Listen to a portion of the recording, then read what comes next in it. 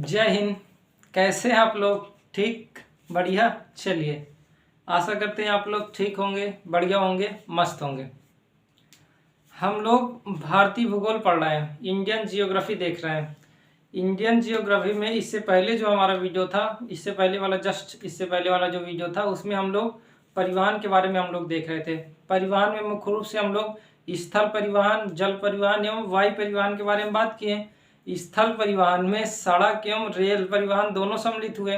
इसके बाद जल परिवहन देखें, जल परिवहन में बंदरगाह भी सम्मिलित हो गए, तो बंदरगाह भी देखते उसमें देखें। और हम लोग वायु परिवहन के बारे में ज़्यादा देखे नहीं थे, ये देखे थे कुछ कुछ बता दिया गया, तो उसको केवल पढ़ना था। तो आप लोग इससे पहले वाला वीडियो देखिएगा, उसमें बंदरगाह के बारे में 13 बड़े बंदरगाह, 200 छोटे बंदरगाह, इसके बारे में बताया गया था। बड़े बंदरगाह में जैसे मुंबई बड़ा बंदरगाह, चेन्नई बड़ा बंदरगाह, एन्नौर बड़ा बंदरगाह, विशाखापत्तनम हो गया, पारादीप, हल्दिया, कोलकाता हो गया, जवाहरलाल नेहरू हो गया, ये सभी कोची हो गया, ये सभी बड़े बंदरगाह थे। कांडला हो गया, ये 13 बड़े बंदरगाह बताया गया। पोर्ट प्रियल हो गया, मतलब अंडमान निकोबार में। तो ये 13 बड़े बंदरगाह बात हुए थे। इसके बाद पोरबंदर हो गया, ओखा हो गया, ये सभी छोटे छोटे बंदरगाह थे। इसके बारे में हम लोग इससे पहले बात कर चुके हैं, तो उसको देखिएगा। आज हम लोग जो देखेंगे, आज हम लोग जनजातियों के बारे में देखें। देखिए, हम लोग भारतीय भूगोल के अंतिम हिस्से पर हैं। अंतिम हिस्से का मतलब ये हुआ कि जैसे अब जनजाति बचा हुआ है टॉपिक, और एक टॉपिक बचा हुआ है सिंचाई। सिंचाई में और कृषि भी सम्मिलित है, कृषि एवं सिंचाई दोनों, एग्रीकल्चर और इरिगेशन दोनों एक ही साथ देख लिया जाएगा। तो दो ही टॉपिक बचे हैं इंडियन जियोग्राफी में। इसके बाद जैसे आज हम लोग जनजाति देख लेते हैं, इसके बाद हम लोग कृषि पर आते हैं, तो कंप्लीट हो जाएगा। आप बिल्कुल परेशान मत रहिए, शुरू से जितने भी बताया गया उसको देखते जाइएगा, फिर इसको देख लीजिएगा। मतलब इसको देखने के बाद भी उसको देख लीजिएगा, कोई ज़रूरी मतलब ये ज़रूरी नहीं कि पहले उसको देखे फिर इसको, क्योंकि लिंक है नहीं उस तरह, तो कहीं से भी देख सकते हैं। जैसे जलवायु 20 से मत शुरू कर दीजिएगा, जलवायु तो शुरू से देखेंगे तभी समझ में आएगा, 20 से शुरू कर देंगे समझ में ही नहीं आएगा। तो सभी वीडियो आप देखिएगा। इंडियन जियोग्राफी हम लोग कंप्लीट मतलब अंतिम हिस्से पर है, तो आप देखिएगा। तो आज हम लोग क्या देखेंगे, जनजातियों के बारे में देख लें, टाइप्स के बारे में देखते हैं। चलिए आइए।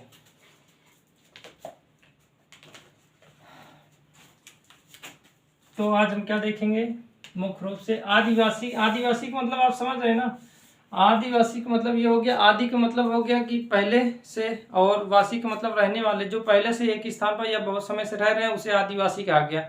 तो आदिवासी में जनजाति सम्मिलित हो गई, क्योंकि ये लंबे समय से रह रहे हैं, उनके पूर्वज उनके पूर्वज उनके पूर्वज जो जंगल वाले क्षेत्र में पूरे में रहते हैं, तो वो जनजाति क्षेत्र में कहा जाता है।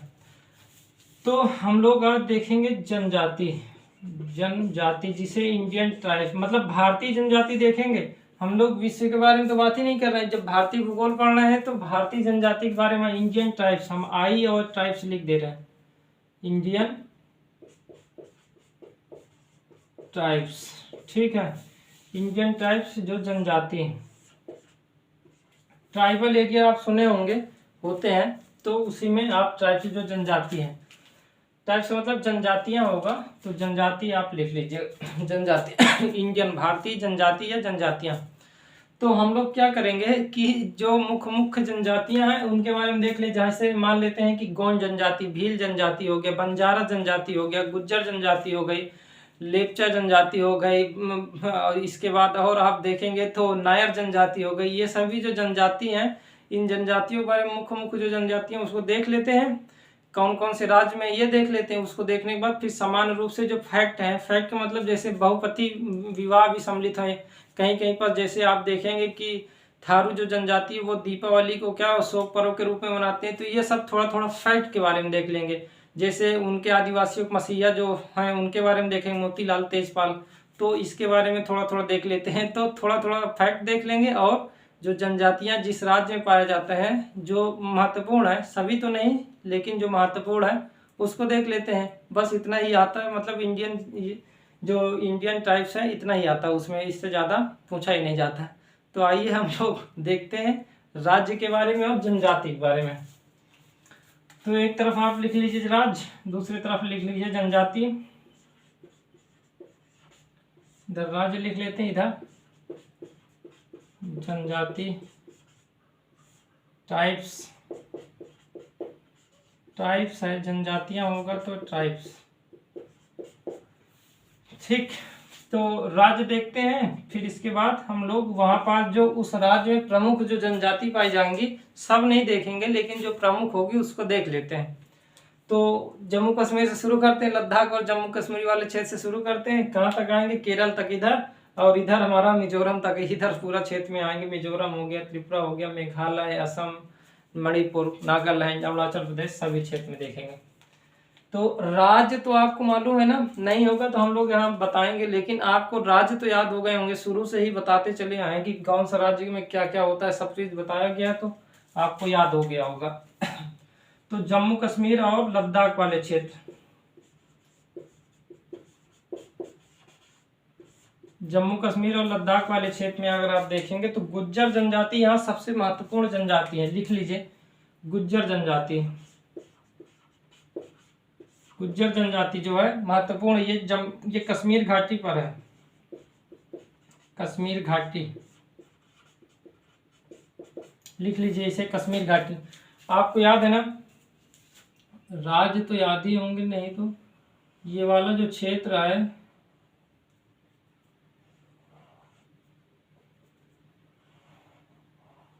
ये वाला क्षेत्र है जम्मू कश्मीर का, और ये आप सीधा चले आएंगे तो ये वाला है लद्दाख वाला क्षेत्र। ये है जम्मू कश्मीर वाला क्षेत्र, ये है लद्दाख वाला क्षेत्र। ये चीज आप देखते जाइएगा, हम बनाएंगे। ये वाला जम्मू कश्मीर है, तो गुज्जर जो जनजाति है कश्मीर घाटी पर रहती है, कश्मीर घाटी पर गुज्जर। ये है JNK, इधर लद्दाख केंद्र शासित प्रदेश है, आपको मालूम होगा लद्दाख एवं जम्मू कश्मीर केंद्र शासित प्रदेश है। तो गुज्जर राज्य में, मतलब राज्य का मतलब यहाँ केंद्र शासित को भी सम्मिलित कर रहे हैं, ठीक है, ठीक। ये तो जब ये केंद्र शासित प्रदेश है, केंद्र शासित प्रदेश, और राज्य का मतलब आप समझ रहे होंगे, ये उम्मीद नहीं तो हम लोग देखे हैं, पॉलिटी में देखिएगा। तो गुज्जर कश्मीर घाटी पर है, इसको लिख लिए, ठीक ठीक। एक लिखिए ब्रो कपा। जो ब्रो कपा है ये स्थित है हमारा, जो आप देखेंगे यहाँ पास कारगिल है, उसी बगल में द्रास है। तो द्रास वाले क्षेत्र पर, मतलब लद्दाख के जो द्रास वाला क्षेत्र है, लद्दाख लिखते जाइएगा इसे, द्रास वाला क्षेत्र, ठीक है। लद्दाख का जो द्रास घाटी है, द्रास घाटी, तो वहाँ क्या स्थित है? ब्रोकपा स्थित है। और अगर जम्मू कश्मीर में देखेंगे तो आप देखेंगे तो एक है चांगपा जनजाति, चांगपा, ये है जम्मू एंड कश्मीर में, ठीक है।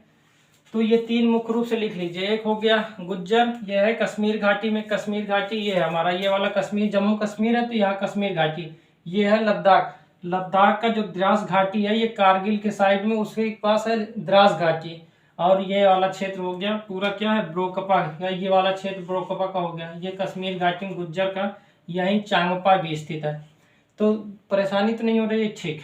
तो ये वाला क्षेत्र हो गया ब्रोकपा, और ये वाला क्षेत्र हो गया गुज्जर और चांगपा का, ठीक।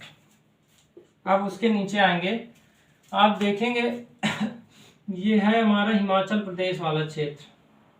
ये वाला पूरा क्या है? हिमाचल प्रदेश, HP लिख देते हैं। तो हिमाचल प्रदेश में,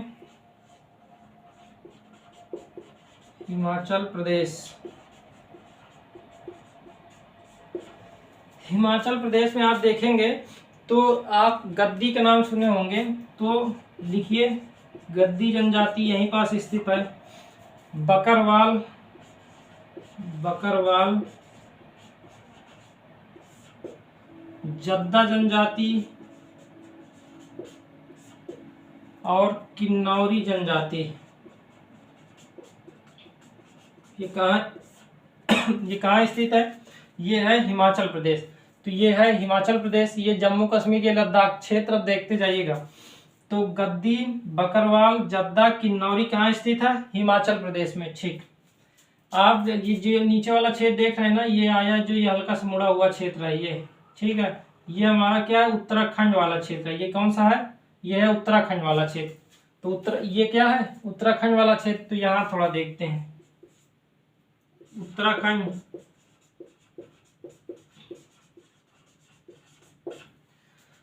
उत्तराखंड में आप देखेंगे तो थारू जनजाति है, थारू, बुक्सा, जौनसारी, जौनसारी, ये तीन लिख लीजिए, थारू, बुक्सा, जौनसारी। तो ये कहाँ है? उत्तराखंड में। थारू, बुक्सा, जौनसारी कहाँ है? उत्तराखंड। उत्तराखंड वाला क्षेत्र कौन सा है? ये वाला क्षेत्र। ठीक। हिमाचल प्रदेश उससे ऊपर है, इसके बगल में क्या है? यहाँ पंजाब है, इसके नीचे क्या है? हरियाणा स्थित है। ठीक, आपको सब राज्य याद होना चाहिए। जम्मू कश्मीर और लद्दाख तो समझ ही गए। यहाँ क्या है? गुज्जर, ब्रोकपा, चांगपा, गद्दी, बकरवाल, जद्दा, किन्नौरी है हिमाचल प्रदेश में। उत्तराखंड में थारू और बुक्सा, जौनसारी। ठीक है, लिख लिए इतना, आगे चले ना? चलिए लिखते जाइएगा, साथ ही साथ लिखते जाइएगा।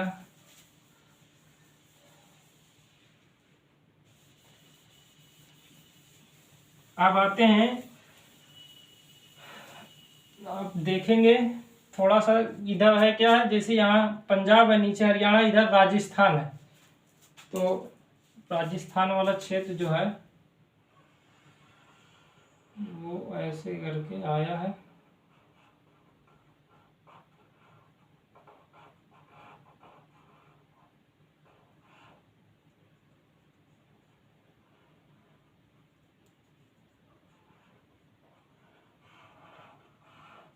ये वाला क्षेत्र राजस्थान का है। तो यहाँ पास आप देखेंगे क्या है? राजस्थान लिखिए, राजस्थान। आप मीणा का नाम सुने होंगे ना, ये जनजाति फेमस है मीणा, तो लिख लीजिए। मीणा हो गया, गरसिया हो गया,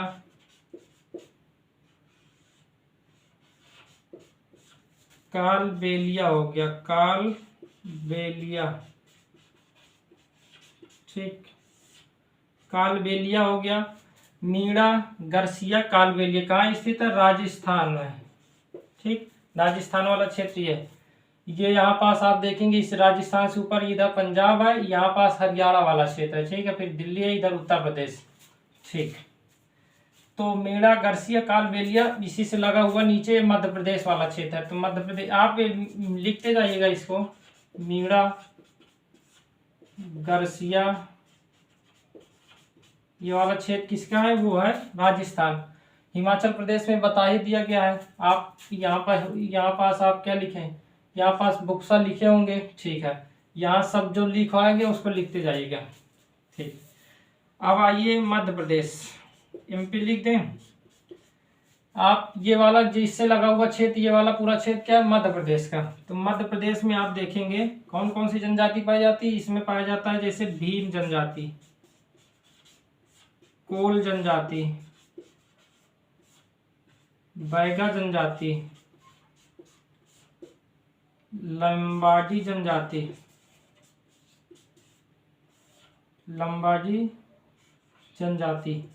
ये सभी कहाँ स्थित है? वो है मध्य प्रदेश में। मध्य प्रदेश वाला क्षेत्र कहाँ है? ये वाला क्षेत्र। तो यहाँ पास क्या पाया जाता है? भीम हो गया, कोल हो गया। ठीक, ये क्या हो गया? मध्य प्रदेश वाला क्षेत्र। तो इसको लिख लीजिएगा। ठीक है, इधर आप देखेंगे ये वाला गुजरात वाला क्षेत्र, ये है गुजरात वाला क्षेत्र। इधर वाला गुजरात वाला ये क्षेत्र है। तो गुजरात में क्या लिखेंगे? गुजरात में आप लिखिए कोली जनजाति। क्या लिखेंगे? कोली जनजाति, कोली जनजाति। ठीक, इसके बाद आप यहाँ पास लिखेंगे बंजारा जनजाति। बंजारा मध्य प्रदेश, ये सॉरी महाराष्ट्र में ज्यादा है बंजारा जनजाति। यहाँ है मुरिया जनजाति भी है, मुरिया। ठीक है, ठीक। तो गुजरात के बाद आप महाराष्ट्र लिखिए। महाराष्ट्र में मुख्य रूप से बंजारा लिखिए। महाराष्ट्र क्या है? इसके वाला क्षेत्र, ये जो महाराष्ट्र का है, ये अंदर तक गया हुआ पूरा क्षेत्र, ये महाराष्ट्र का है। तो महाराष्ट्र में आप क्या लिखेंगे? महाराष्ट्र में कोली जनजाति और बंजारा जनजाति, इसी को लिख लीजिए। ठीक है, बंजारा जनजाति, कोई दिक्कत तो नहीं, इसको लिख लीजिएगा। राजस्थान में मीणा, यहाँ पास कोली और बंजारा। बंजारा यहाँ भी, बंजारा यहाँ भी, कोली भी, कोली भी है। ठीक, तो बंजारा जनजाति और कोली जनजाति। ठीक, कोई दिक्कत तो नहीं है। ठीक है, तो भीम, कोल, बैगा, लंबाडी ये है मध्य प्रदेश में। गुजरात में कोली और बंजारा, यहाँ भी कोली और बंजारा, यहाँ मुरिया भी है। यहाँ मीणा, गरसिया हो गया तथा कालबेलिया हो गया। ठीक है, ठीक। बुक्सा यहाँ पास पाया जाता है। मुख्य रूप से जो बुक्सा हो गया, थारू जनजाति यहाँ पाया जाता है। थारू के बारे में अभी हम लोग बात करेंगे, मतलब अभी फैक्ट में बात करेंगे यहाँ पास, ठीक है। हिमाचल प्रदेश में जद्दी, ठीक है, गद्दी हो गया, जद्दा हो गया, तो यहाँ पास पाया जाता है। यहाँ तो जानते हैं गुज्जर जनजाति सबसे महत्वपूर्ण है, ठीक। तो इतना लिखते जाइएगा। आप मैप लिए होंगे या बना लीजिएगा, उसमें इसको दिखाते जाइएगा, ठीक। देखिए मैप के साथ इसको देखते जाएंगे तो ये याद हो जाएगा। 3-4 बार जैसे रिवीजन करेंगे तो ये याद होता जाएगा, ठीक। टफ करें ना।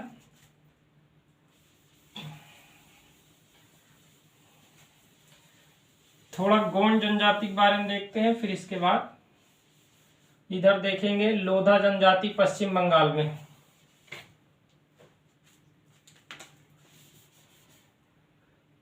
अब आते हैं, क्या देखते हैं, ये वाला पूरा क्षेत्र हमारा मध्य प्रदेश का है, ठीक। ये वाला पूरा क्षेत्र बीच का मध्य प्रदेश का है। इधर उड़ीसा का है, उड़ीसा ऐसे आया हुआ है।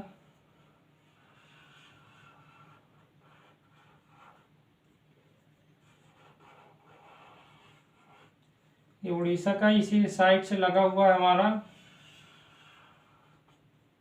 ये वाला क्षेत्र लगा हुआ है। ये वाला है हमारा छत्तीसगढ़, ये वाला पूरा है मध्य प्रदेश का। इसके ऊपर है उत्तराखंड, वो सॉरी इसके मध्य है झारखंड। यहाँ पास झारखंड है, इधर पश्चिम बंगाल है। यहाँ पास थोड़ा सा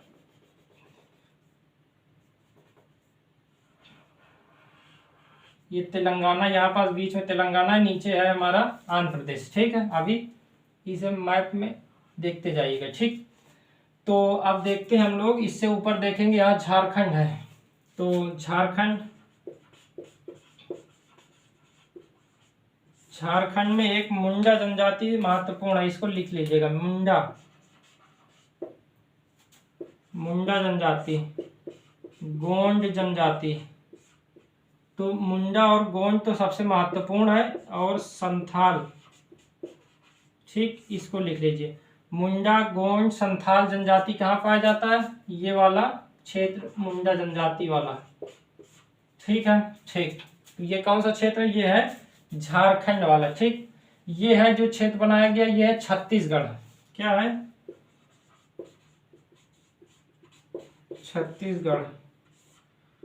छत्तीसगढ़ वाला जो क्षेत्र है, यहाँ पास एक जनजाति कवर्ड़ा है, ठीक।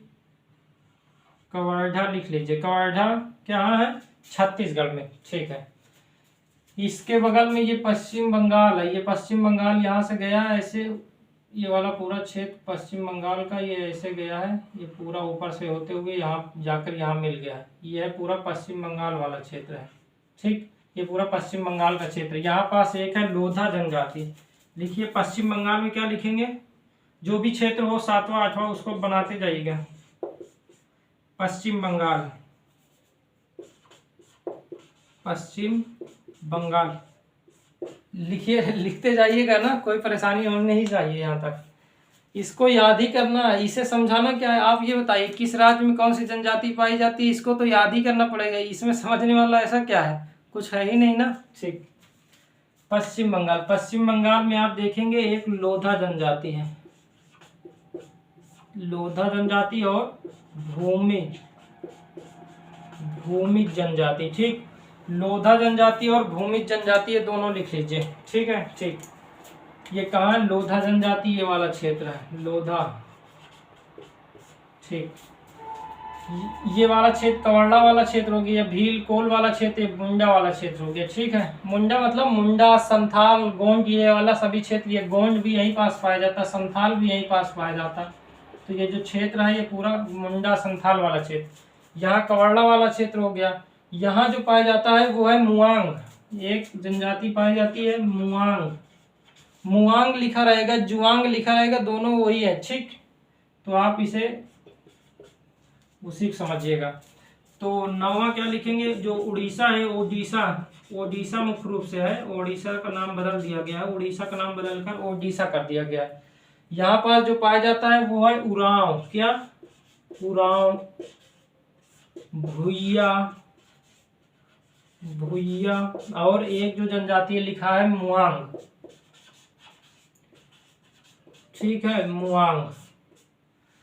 तो मुआंग है। ठीक, मुआंग या जुआंग भी कहते हैं, मुआंग या जुआंग जो भी है उसी को लिखिएगा। ठीक, तो उरांव, भुइया और मुआंग। तो ओडिशा में क्या है, उरांव, भुइया, मुआंग, ये वाला क्षेत्र। यहाँ कवर्ला वाला क्षेत्र ये हो गया छत्तीसगढ़, ये हो गया उड़ीसा, ये पश्चिम बंगाल का क्षेत्र है। इससे ऊपर है झारखंड, उससे ऊपर यहाँ बिहार है, इधर क्या है पूरा, ये है उत्तर प्रदेश, ये बीच वाला क्षेत्र हो गया मध्य प्रदेश। आपको राज्य ये मालूम होंगे तो बताया जा रहा है, उसे लिखते जाइएगा। ठीक, ठीक है। तो रफ करिए, इतना कहाँ तक हो गया, ओडिशा तक हो गया। अब आते हैं इधर पश्चिम, ये आंध्र प्रदेश। ठीक है, कोई दिक्कत तो नहीं, यहाँ तक लिखते जाएंगे ना। ठीक,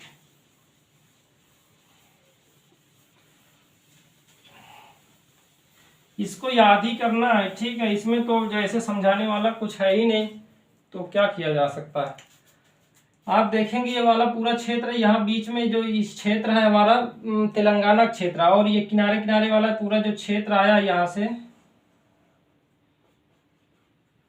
ये हमारा है वो वाला क्षेत्र, और इससे ऊपर ये वाला पूरा क्षेत्र ये है, ये बीच वाला क्षेत्र हमारा, ये वाला क्षेत्र तेलंगाना का है, ये है, ये आंध्र प्रदेश है। ठीक, तो आंध्र प्रदेश लिखिए, जो भी हो, कौन सा था, 9वां 10वां आंध्र प्रदेश। जो आंध्र प्रदेश में है, यहाँ बहरूपिया एक है, बहरूपिया,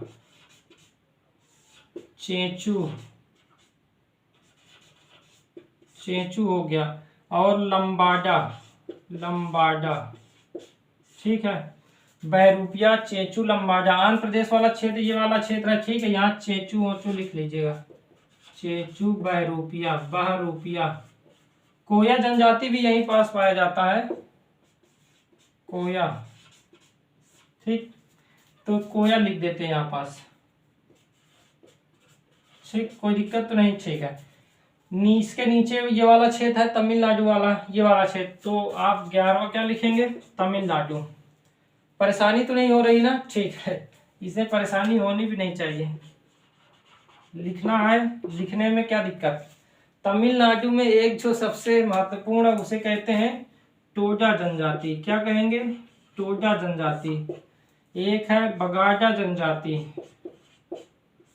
एक है कोटा जनजाति। ठीक है, तो इसमें जो सबसे महत्वपूर्ण है वो है टोडा जनजाति, इसे तो याद ही रखना है। ठीक, ठीक है।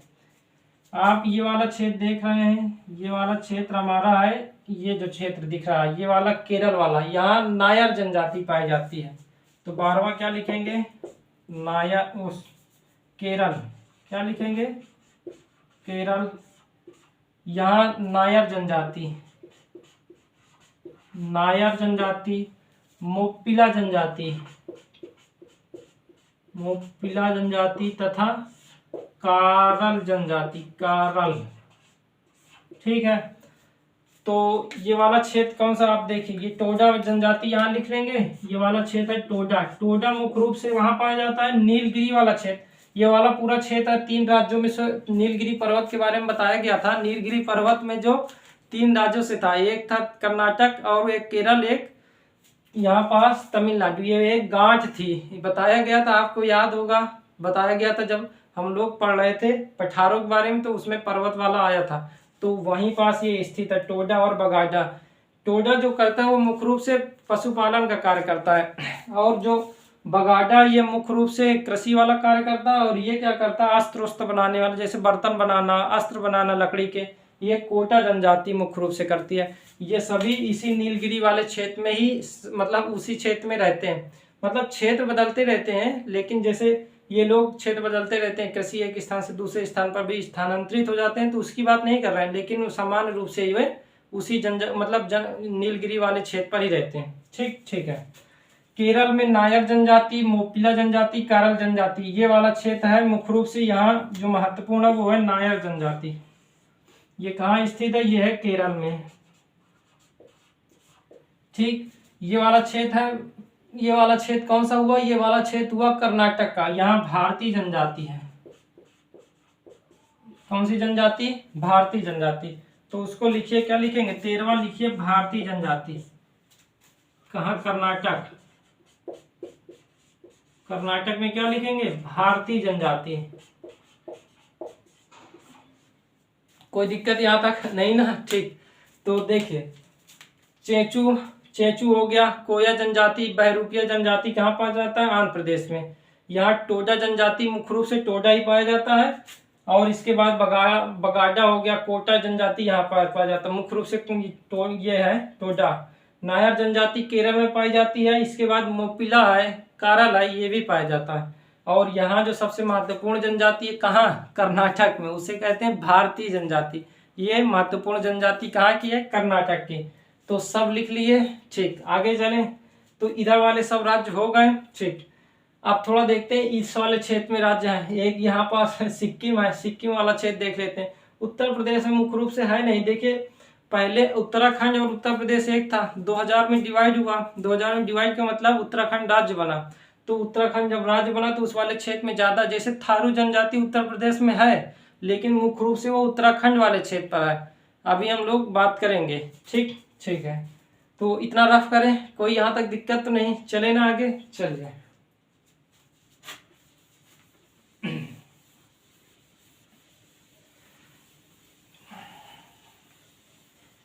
देखिए, आप लिखते जाइएगा, इसमें समझाने वाला वैसे कुछ है नहीं, नहीं तो समझाया जाता ही। अब हम लोग क्या देखेंगे? सिक्किम वाला एक लिखिए, जो भी था। कौन सा था? 9वां, 10वां, 11वां, जो भी हो, 12वां लिखिए। ये है हमारा सिक्किम वाला क्षेत्र। यहाँ लेप्चा जनजाति एक महत्वपूर्ण है। सिक्किम,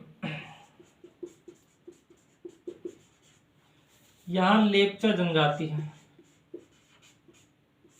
लेप्चा जनजाति महत्वपूर्ण है। ठीक, कौन? सिक्किम का क्षेत्र जानते हैं ना? ठीक, ये वाला क्षेत्र आप देखें, जो उठा हुआ भाग है ना, ये सिक्किम का। ये ऊपर थोड़ा सा जो पश्चिम बंगाल है, थोड़ा सा अंदर तक गया है, फिर इसके ऊपर वाला क्षेत्र है सिक्किम वाला। तो आप पास लेप्चा जनजाति पाई जाती है। ठीक, 13वां लिखिए अरुणाचल प्रदेश। क्या लिखेंगे? लिखिए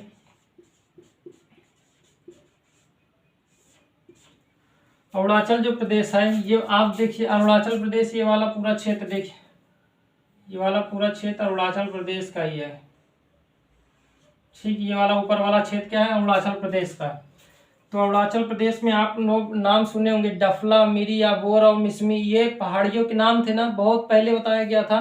पहाड़, जब पूर्वोत्तर पहाड़ियां देख रहे थे तो डफला, मिरी, अबोर और मिसमी ये पहाड़ियों के नाम थे। तो ये जनजातियों के नाम पर ही पहाड़ियों के नाम रखे गए थे। इसके बारे में हम लोग जब पूर्वोत्तर पहाड़ियां पढ़ रहे थे, हिमालय पर्वत पढ़ रहे थे, तब देखे थे। बहुत पहले पढ़ रहे थे, लगभग आप देखेंगे 50 क्लास पहले की बात है। ठीक, ठीक है। तो यहाँ पास क्या लिखेंगे? यहाँ लिखिए डफला, मिरी, अबोर और मिसमी। डफला,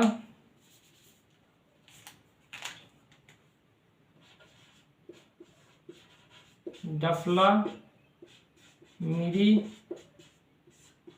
अबोर,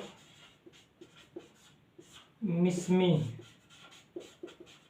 ठीक, ठीक। डफला, मिरी, अबोर और मिसमी कहाँ स्थित है? अरुणाचल प्रदेश। अरुणाचल वाला कौन सा क्षेत्र है? ये ऊपर वाला क्षेत्र। ठीक है, सिक्किम वाला क्षेत्र। ये सब राज्य आप देखते जाइएगा, उल्टा सीध मत लिख लीजिएगा। चौथा, 14वां लिखिए। इसी के नीचे जो वाला क्षेत्र आप देख रहे हैं, इधर देखेंगे तो ये वाला क्षेत्र है नागालैंड। इसी के नीचे स्थित है मणिपुर। ये है मिजोरम वाला पूरा क्षेत्र। ये है मिजोरम वाला पूरा क्षेत्र, ये वाला। ये है त्रिपुरा वाला पूरा क्षेत्र, ये है त्रिपुरा वाला पूरा क्षेत्र। ये है मेघालय वाला पूरा क्षेत्र। बीच वाला जितना क्षेत्र बचा हुआ है, ये हमारा है असम वाला पूरा क्षेत्र। तो असम में लिखिए, असम में जो मेघालय में पाया जाता है मुख्य रूप से वही है गारो, खासी, जयंतिया, एक भीरू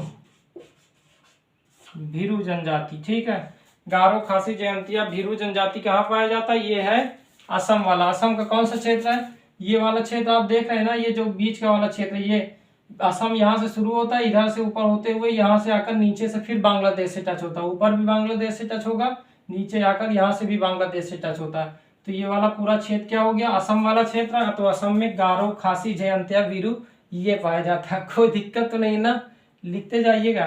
ठीक, 15वां में क्या लिखेंगे, 15वां में मेघालय लिख लीजिए। रफ करें इसको, मेघालय में फिर लिखाते हैं। मेघालय वाला क्षेत्र ये है।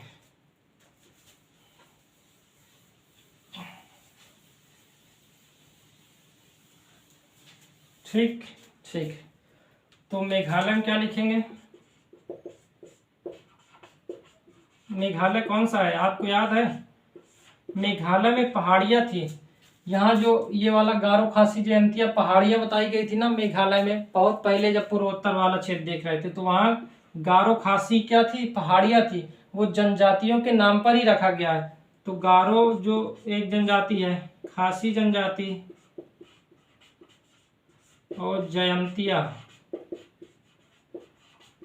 ये जनजाति कहाँ पास स्थित है, असम में भी स्थित है, और ये मेघालय वाले क्षेत्र पर। ये वाला क्षेत्र मेघालय का है, और ये वाला क्षेत्र, ये मेघालय का जो गोला सा बना हुआ है ना, ये वाला पूरा क्षेत्र, ये वाला मेघालय वाला क्षेत्र है। ठीक, कोई दिक्कत नहीं। ठीक, मणिपुर कौन सा है, ये वाला क्षेत्र मणिपुर का है।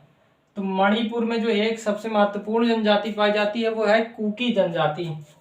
तो 16 क्या लिखेंगे, कुकी जनजाति, मणिपुर। यहाँ जो जनजाति पाई जाती वो है कुकी जनजाति।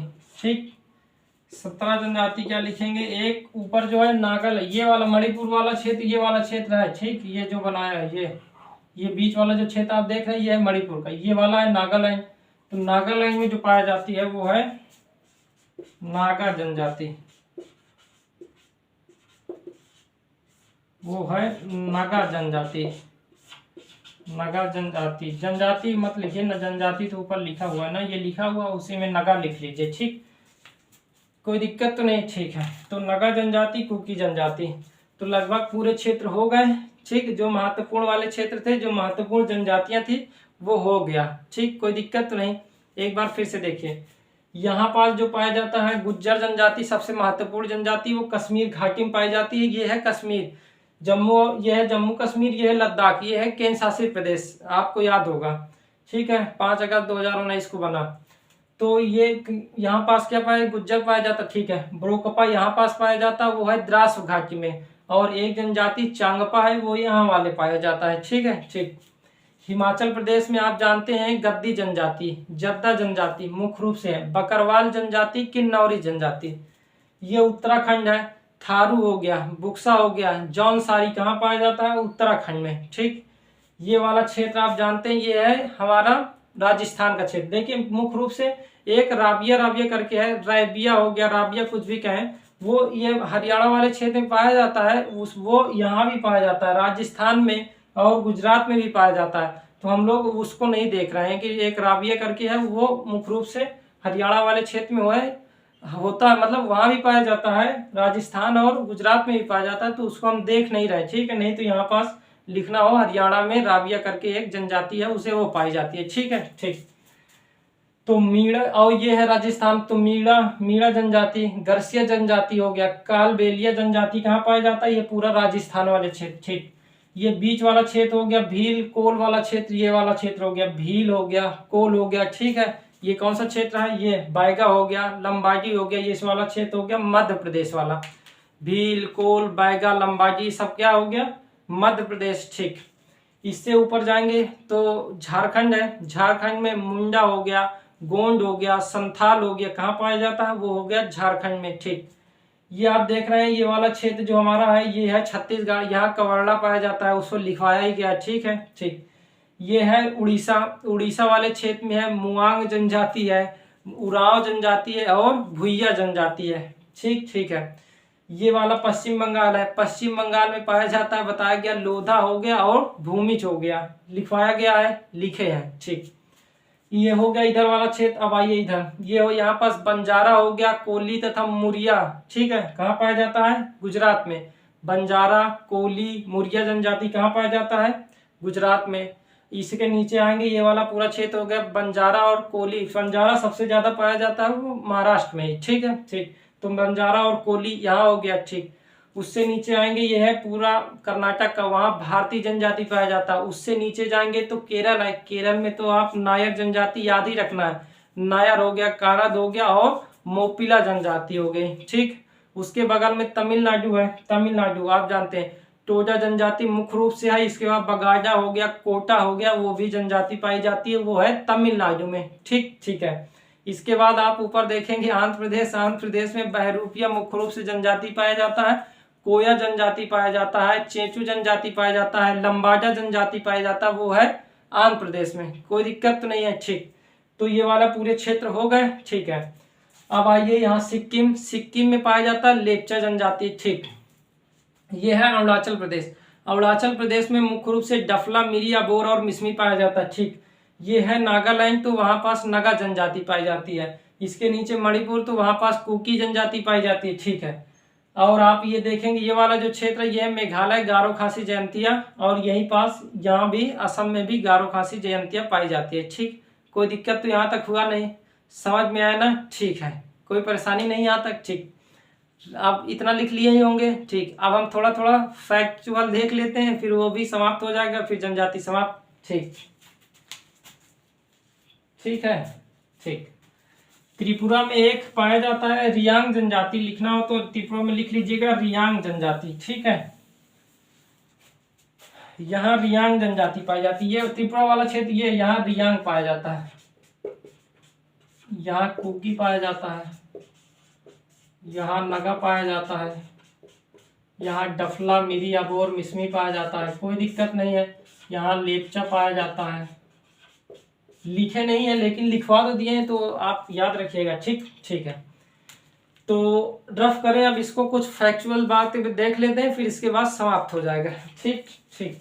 तो ये सब लिख लीजिएगा।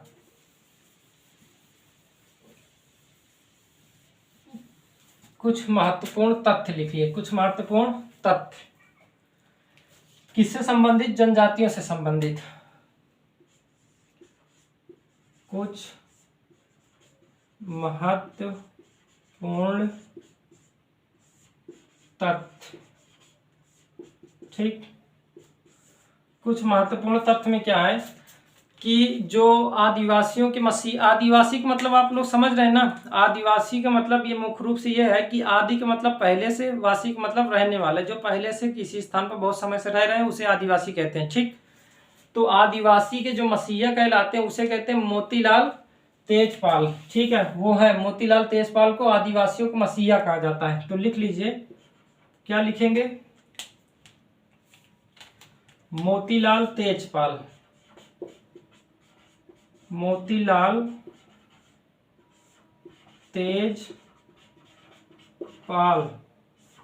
को आदिवासियों का मसीहा कहा जाता है, आदिवासियों का मसीहा कहा जाता है, लिखते जाइएगा, कहा जाता है, ठीक है। तो मोतीलाल तेजपाल को आदिवासियों का मसीहा कहा जाता है। इन्होंने एक आंदोलन चलाया था जिसे कहते हैं एक ही आंदोलन, 1921 के आसपास ये चला था आंदोलन, एक ही आंदोलन, क्या कहते हैं, एक ही आंदोलन, एक ही आंदोलन चलाया गया था। मुख्य रूप से इसमें भीम शामिल थे। जो भीम है ना, आप लोग को मध्य प्रदेश में भीम जो भील जनजाति है ना, भील जनजाति, ठीक है, ये वाला क्षेत्र जो है, तो इस वाले क्षेत्र में एक ही आंदोलन चला था। एक ही आंदोलन मुख्य रूप से उसका जो नेतृत्व किए थे वो है मोतीलाल तेजपाल ही किए थे। 1921 में इन्होंने नेतृत्व करना शुरू किया। क्या हुआ, ये मुख्य रूप से जो बेगार होता है, बेगार का मतलब ये काम करवा लिया गया लेकिन पैसा नहीं मिला, ठीक है, बेगार करवाया जाता था, तो इसके विरुद्ध क्या हुआ, इनके नेतृत्व में एक आंदोलन चला जिसे एक ही आंदोलन कहते हैं। एक ही आंदोलन में और सारी मांगे थी जिसमें मुख्य रूप से बेगार से संबंधित है। बेगार के विरुद्ध आंदोलन शुरू हुआ था। बेगार का मतलब ये हुआ कि काम किए, पैसा दिया गया या नहीं दिया, मतलब पैसा उसके काम के अनुसार मजदूरी नहीं दी गई या नहीं दी गई, तो उस आधार पर यह आंदोलन शुरू हुआ, जिसका नेतृत्व कौन किया? मोतीलाल तेजपाल। 1921 की बात है। फिर इसके बाद यह आंदोलन चला 6-7 साल। इसके बाद क्या हुआ? गांधी जी ने इनको आत्मसमर्पण करने को कहा। फिर बाद में ये आंदोलन समाप्त हुआ और ये क्या कर लिए? अपने आप को आत्मसमर्पण कर दिए, ठीक है, अंग्रेजों के सामने। तो मोतीलाल तेजपाल जब ये आंदोलन शुरू किया तो बहुत मतलब भीड़ के साथ हुआ, कि मतलब जनजाति इसमें बहुत सारे लोग शामिल हुए। पहले शुरू हुआ भीड़ से, फिर बहुत सारे लोग इसमें सम्मिलित हो, बहुत सारी जनजाति इसमें सम्मिलित होती गई, क्योंकि सबके साथ उसी तरह हो रहा था, बेगार करवाया जा रहा था। जब बेगार करवाया जा रहा था तो वो एक समस्या, एक जनजाति की समस्या तो है नहीं, सभी जनजातियों की समस्या थी। तो जितने लोग भी उसमें, जितनी जनजातियों को ये सब मालूम चला तो सब लोग शामिल होंगे, ठीक ठीक है। तो मोतीलाल तेजपाल को आदिवासियों का मसीहा कहा जाता है। यहाँ कोई दिक्कत तो नहीं है, ठीक, रफ करें इसको, ठीक। आप क्या लिखेंगे? थोड़ा सा हम देखते हैं कि सबसे ज्यादा जनजाति है कौन सी। जनसंख्या के आधार पर देखिए, आपको मालूम होना चाहिए, मालूम होगा कि जो जनगणना होती है, वो जनगणना क्या होती है? 10 साल में होती है। अब 10 साल कौन सा होगा? 10 साल जिसके अंत में, जिस वर्ष के अंत में 1 होगा वही 10 साल में होगा। मतलब समझे, 10 साल में जनगणना होगी, ये समझ में आया, ठीक। 10 साल में जनगणना होगी, लेकिन वर्ष कौन सा होगा? तो जिसके अंत में 1 होगा वही 10 साल होगा। जैसे 2001, इसके अंत में 1 है ना, ठीक है, तो इसमें हुआ होगा। 2011 इसके अंत में 1 है, मतलब जो 2011 इसके अंत वाला जो संख्या वो 1 है, तो इसमें भी हुआ। तो 10 साल क्या हुआ? 2001 से 2011। इसी प्रकार 1991 में हुआ होगा, उससे पहले 1981 में, उससे पहले 1971, 1961, 1951, 1941, 1931। तो इस समय क्या हो रहा होगा? जिसमें 1 होगा वहां जनगणना हो रही होगी, हर 10 साल में होती है।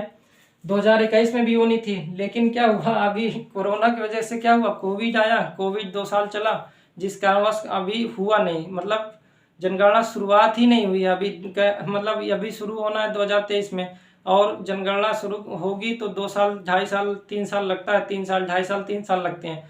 तो आप समझ लीजिए, अगर अभी शुरू होगा 2026 तक आएगा, और फिर 2031 में फिर से जनगणना करनी पड़ेगी।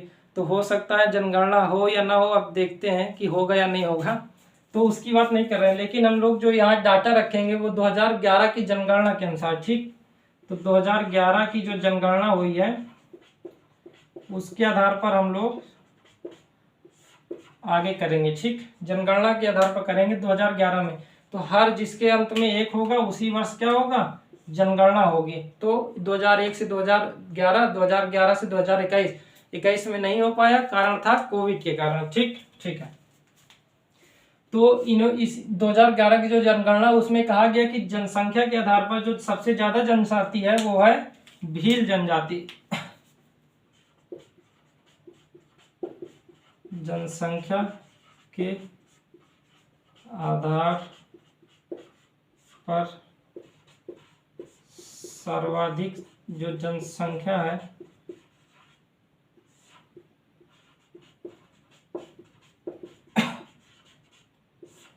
संख्या के आधार पर, संख्या के आधार पर सर्वाधिक जो जनसंख्या है वो है भील जनजाति की। फिर इसके बाद गोंड जनजाति, इसके बाद है संथाल जनजाति, ठीक। लिखते जाइए, इसे लिख लीजिएगा, ठीक। भील, गोंड और संथाल, ठीक है। जो प्रतिशत के आधार पर अगर देखेंगे तो सबसे ज्यादा जो जनसंख्या होनी चाहिए, आप इसको लिख लीजिएगा, भील, गोंड और संथाल। भील कहाँ स्थित है? आप ये सब लिखा हुआ, भील मध्य प्रदेश में, गोंड ये पूरा यहाँ गोंड भी है, मुंडा के पास, जहाँ झारखंड, वो झारखंड है ना, वहाँ गोंड भी पाया जाता है। मतलब मध्य प्रदेश में भी गोंड है, तो गोंड यहाँ भी है और झारखंड में भी है, ठीक है, ठीक। संथाल मुख्य रूप से झारखंड में पाया जाता है। झारखंड बिहार से अलग हुआ है। 2000 में 3 राज्य अलग हुए थे, एक उत्तराखंड बना, एक झारखंड बना और एक छत्तीसगढ़ बना। छत्तीसगढ़ मध्य प्रदेश से अलग हुआ, झारखंड बिहार से अलग हुआ, उत्तर प्रदेश से उत्तराखंड अलग हुआ। उत्तराखंड का पहले नाम उत्तरांचल था, बाद में उत्तराखंड किया गया, ठीक ठीक है। तो संख्या के आधार पर सर्वाधिक जनसंख्या क्या है? भील, गोंड और संथाल की। देखिए, अब हम लोग ये देखते हैं कि मिजोरम क्या हुआ। जो राज्य के अनुसार देखेंगे तो मिजोरम में सबसे ज्यादा प्रतिशत के आधार पर जनजातियों की संख्या है, ठीक है। तो प्रतिशत के आधार पर प्रतिशत के आधार पर सर्वाधिक जनजातियों की संख्या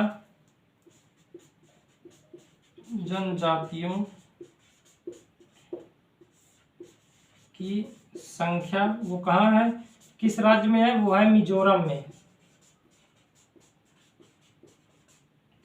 94%। ठीक है, 94%। मिजोरम वाला क्षेत्र जानते हैं ना, ये वाला क्षेत्र जो ये लटका हुआ क्षेत्र देख रहे हैं ना, इधर वाला त्रिपुरा, इधर वाला मिजोरम, उससे ऊपर मणिपुर, उससे ऊपर नागालैंड, फिर अरुणाचल प्रदेश, बीच में वाला असम है, इधर किनारे में जो है वो है मेघालय है। तो सब राज्य आपको याद होंगे। ठीक, तो प्रतिशत के आधार पर सर्वाधिक जनजातियों की संख्या कहाँ स्थित है, किस राज्य में, वो है मिजोरम में। कितने प्रतिशत, जो पूरा क्षेत्रफल है वहां पास, तो वो है 94%। ठीक है, पूरे क्षेत्रफल के अनुसार। ठीक, कोई दिक्कत तो नहीं। ठीक, अगर प्रतिशत के आधार पर सर्वाधिक जनजातियों की संख्या हो गई, ये राज्य है, ये तो राज्य है। लेकिन अगर यूटी की बात करें, यूटी की मतलब यूनियन टेरिटरी, मतलब केंद्र शासित प्रदेश की बात करें, तो वो है लक्षद्वीप, 94.8%।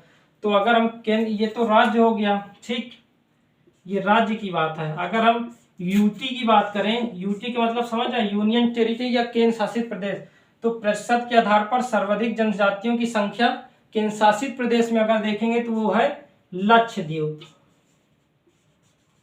लक्षद्वीप में कितना है, 94.1%। ठीक है, लगभग 95% के आसपास। लक्षद्वीप कहाँ, आप देखेंगे केरल से इधर, जो आप देखेंगे केरल के पूर्व में इधर वाला क्षेत्र जो है, जहां नायर लिखा हुआ है ना, आप देखेंगे ये वाला क्षेत्र हो गया। इधर आप देखेंगे तो ये है लक्षद्वीप, इधर है हमारा अंडमान निकोबार। ठीक है, ये है केंद्र शासित प्रदेश। तो कोई दिक्कत नहीं। ठीक, तो प्रतिशत के आधार पर सर्वाधिक जनजातियों की संख्या राज्य में वो है मिजोरम, 94%। लेकिन प्रतिशत के आधार पर अगर आप जनजातियों की संख्या देखेंगे केंद्र शासित प्रदेश में, तो सबसे ज्यादा जो होगा वो होगा लक्षद्वीप में। कितना है, 94.8%। कोई दिक्कत तो नहीं, लिख लेंगे ना। ठीक है, रफ करें ना। चलिए, और अगर संख्या के आधार पर देखेंगे तो वो सबसे ज्यादा है। अगर संख्या के आधार पर किस राज्य में जनजातियों की संख्या, तो वो है मध्य प्रदेश में सबसे ज्यादा है जनसंख्या। 2011 जनगणना के अनुसार है ये, अभी की जनगणना के अनुसार तो होगा नहीं, क्योंकि अभी जनगणना हुई नहीं। ठीक, ये सब 2011 की जनगणना के आंकड़े हैं। चौथा बिंदु क्या लिखेंगे कि संख्या के आधार पर सबसे ज्यादा संख्या के, वो प्रतिशत के आधार पर था। मिजोरम में जो था वो प्रतिशत के आधार पर, ये संख्या के आधार पर सर्वाधिक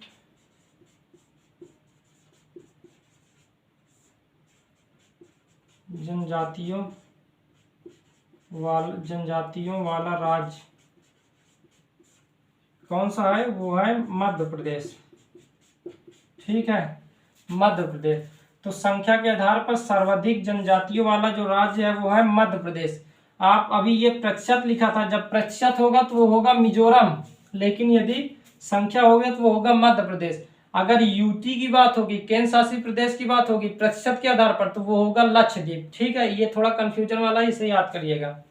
और यदि कम देखेंगे तो कम गोवा में है। गोवा में मतलब जनजाति है ही नहीं, मतलब है बहुत नाम मात्र की है। ठीक, और उत्तर प्रदेश में भी नाम मात्र की है। उत्तर प्रदेश में एक थारू जनजाति है जो उत्तराखंड में भी पाया जाता है, उत्तर प्रदेश में भी पाया जाता है, और इस वाले पूरे क्षेत्र में, तराई वाले क्षेत्र में पाया जाता है। तो सबसे जो कम क्षेत्र है वो है गोवा, और उत्तर प्रदेश में बहुत कम जनजाति है। ठीक है, तो सबसे ज्यादा मध्य प्रदेश में, जो सबसे कम जनजाति है वो है गोवा और उत्तर प्रदेश में। ठीक ठीक, तो ये सब क्या है, 2011 की जनगणना के आंकड़े ही है। ठीक, तो कोई दिक्कत तो नहीं, रफ करें ना इसको। ठीक, समझ में आया इतना। ठीक है, अब थोड़ा देखते हैं कुछ और। इतना लिख लिए ना, इतना। ठीक, जो भी हो, छठा बिंदु जो भी हो लिखते जाइएगा। क्या है कि देखिए, जो यहाँ टोडा जनजाति है ना, ये नीलगिरी वाले क्षेत्र में है। बहुपति विवाह कहते हैं, बहुपति विवाह इसमें सम्मिलित है। सॉरी, एक सेकेंड। जो टोडा जनजाति है इसमें क्या है, बहुपति विवाह यहाँ पास है। कि बहुपति विवाह का मतलब समझाते हैं। टोडा जनजाति में क्या सम्मिलित है, टोडा जनजाति में बहुपति विवाह सम्मिलित है।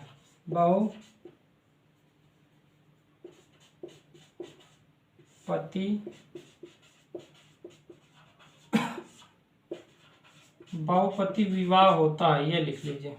ठीक है, बहुपति विवाह का मतलब समझ रहे हैं कि एक मतलब मान लेते हैं कि जो भाई हैं, 3-4 भाई हैं, तो एक भाई के साथ शादी हो गई, फिर इसके बाद वो जो पत्नी होगी वो सभी भाइयों की हो जाएगी। ठीक, तो बहुपति विवाह टोडा जनजाति में है। टोडा जनजाति में है, यहाँ जो जौनसारी वाली जनजाति है, जौनसारी बघार, वहाँ भी है। उत्तराखंड में जो जौनसारी बघार वाली जनजाति है वहाँ भी ये बहुपति विवाह सम्मिलित है। और जो ये नायर जनजाति है इसमें भी बहुपति विवाह सम्मिलित है। ठीक है, तो टोडा जो जनजाति में बहुपति विवाह होता है, ठीक, इसको लिख लीजिएगा। बहुपति विवाह का मतलब यही हुआ कि एक पति के साथ मतलब एक पुरुष के साथ किसी स्त्री का विवाह हुआ तो उस पुरुष के भाई जितने होंगे वो सभी की पत्नी कहलाएगी। ठीक है, लेकिन इसमें जो बच्चे होंगे इसमें ये बताया गया कि उनके पिता कौन होंगे, उस बच्चे के पिता कौन होंगे। तो इसमें मतलब ये परंपरा के अनुसार है कि जो व्यक्ति मतलब प्रतीक रूप में मतलब लकड़ी के धनुष एवं बाण 7वें महीने में जो पत्नी को गिफ्ट करेगा, ठीक है, प्रतीकात्मक रूप में जो गिफ्ट देगा उसे क्या किया जाएगा, वो जो भी उस समय फिर बच्चा जन्म लेगा तो वो उसका पति कहलाएगा। ठीक है, मुख्य रूप से जो बड़ा भाई होता है वही ऐसा होता है। परंपरा के अनुसार यही है कि जो बड़ा भाई होगा वही गिफ्ट देगा धनुष बाण के रूप में, प्रतीकात्मक रूप से लकड़ी के बनाकर प्रतीकात्मक रूप में। यदि पत्नी को क्या हुआ, गिफ्ट दिया गया, उन भाइयों में से जो भी देगा उसके बच्चा होगा, जो भी बच्चा होगा वो उसका पिता कहलाएगा। लेकिन समान रूप से यह है कि जो बड़ा भाई होगा वही करेगा। ठीक है, ठीक, वही मुख्य रूप से देता है धनुष बाण, मुख्य रूप से प्रतीकात्मक रूप में देता है। तो जो पुत्र होगा वो उसका पिता होगा। ठीक है, उस पुत्र का पिता वो बड़ा भाई होगा। ठीक है, तो टोडा जनजाति में बहुपति विवाह मुख्य रूप से भ्रातृत्व विवाह जिसे कहते हैं, भाइयों का विवाह, भाइयों का विवाह। ठीक, नायर जनजाति में भी है। ठीक है, इसे लिख लीजिएगा। नायर जनजाति में, नायर कहाँ की जनजाति है, केरल की जनजाति है। टोडा कहाँ की जनजाति है, तमिलनाडु में नीलगिरी वाले क्षेत्र की जनजाति है। तो नायर जनजाति में भी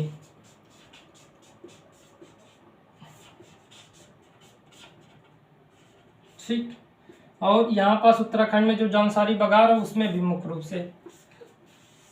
तो नायर जनजाति हो गया, टोडा जनजाति हो गया, तो बहुपति विवाह सम्मिलित हो जाएगा। यदि बड़ा भाई खत्म हो गया फिर कोई भी भाई जो धनुष बाण देगा तो फिर जो पुत्र जन्म लेगा तो उस पुत्र का वो जो धनुष बाण दिया होगा भाई, मुख्य रूप से प्रतीक के रूप में ही दिया जाता है, जो दिया होगा तो उस पुत्र का वो पिता कहलाएगा। ठीक है, ठीक है, इसमें इस तरह का चलते और भी बहुत सारे चीज होते हैं लेकिन समान रूप से ये है। ठीक है, तो नायर जनजातियों में भी है, कोई दिक्कत नहीं। ये 2 भागों में डिवाइड होते हैं टोडा जनजाति। एक भाग मुख्य रूप से ये दोनों 2 भाग में डिवाइड होते हैं। 2 भाग का मतलब हो गया, एक टरथार होते हैं, ठीक है, टरथार, और एक होती है तैवाली। तो जो तैवाली का मतलब दूसरा भी नाम होता है लेकिन तैवाली इसे कह सकते हैं। तैवाली और टरथार जो होते हैं, जो तैवाली होते हैं मुख्य रूप से जो हिंदुओं में पुजारी होते हैं, उसी प्रकार टोडा जनजाति में जो तैवाली होंगे वो मुख्य रूप से पूजा का काम करते हैं, और जो टरथार होंगे वो तो समान रूप से होते ही हैं। ये दोनों में आपस में विवाह नहीं होता है, दोनों इसी के भाग है टोडा जनजाति के, लेकिन आपस में विवाह उनका नहीं होता। वो मतलब जो तैवाली वो अपने आप को उच्च इसमें मानते हैं। ठीक है, ठीक, समझ में आ रहा है कि ऊपर से जा रहा है, समझ में आ रहा है ना। ठीक है, रफ करें इसको, समझ में आया होगा तो रफ कर दे रहे हैं, लिख लीजिएगा। टोडा जनजाति में बहुपति विवाह होता है। ये मुख्य रूप से क्या करते हैं, इनका काम होता है पशुपालन। ये क्या करते हैं, टोडा जनजाति जो है पशुपालन पर निर्भर है। ठीक है, इनका कार्य क्या है, पशुपालन का। तो लिखिए, टोडा जनजाति पशुपालन का कार्य करते हैं। टोडा जनजाति पशुपालन का कार्य करते हैं, पशुपालन का कार्य करते हैं। ठीक है, पशुपालन का कार्य इनका है। और इसी नीलगिरी वाले क्षेत्र में जो बगाडा है, बगाडा का जो काम है वो मुख्य रूप से कृषि वाला है। और जो कोटा वाला है, जो कोटा जनजाति है कोटा जनजाति मुख्य रूप से बर्तन बनाने सॉरी लकड़ी के औजार बनाने का काम उनका होता है, कोटा वाला। और इन लोग मुख्य रूप से टोडा जनजाति क्या करते हैं, वो मुख्य रूप से पशुपालन करते हैं। कोई दिक्कत तो नहीं है, ठीक है, रफ करें ना, ठीक।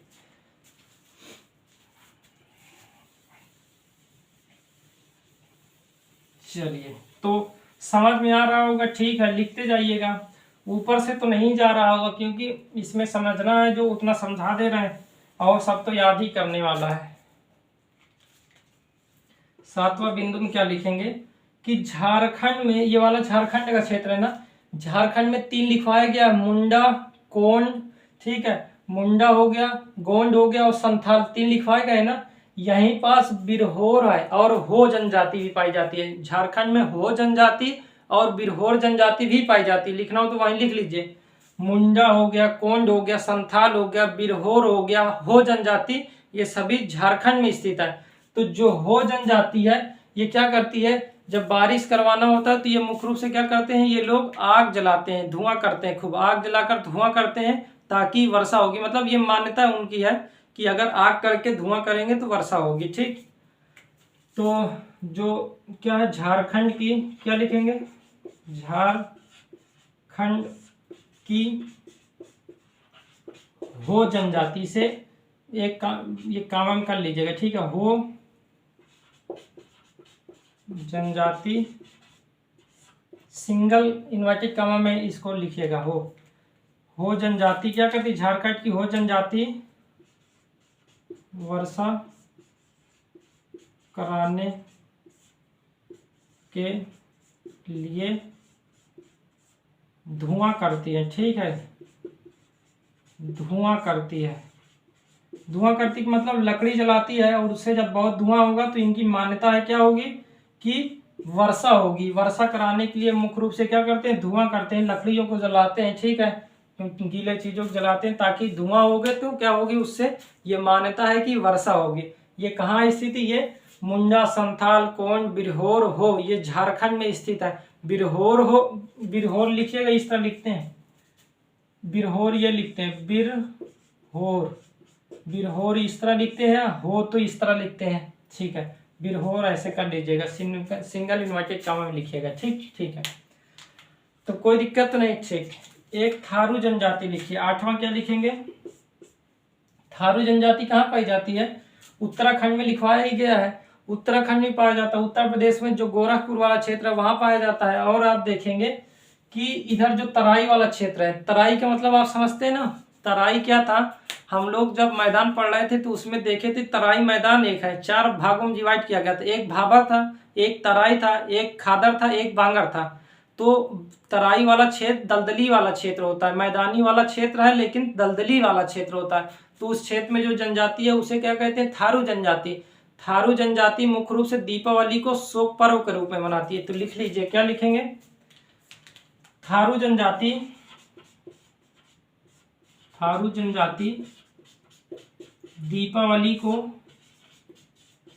दीपावली को शोक पर्व के रूप में मनाती है, शोक पर्व के रूप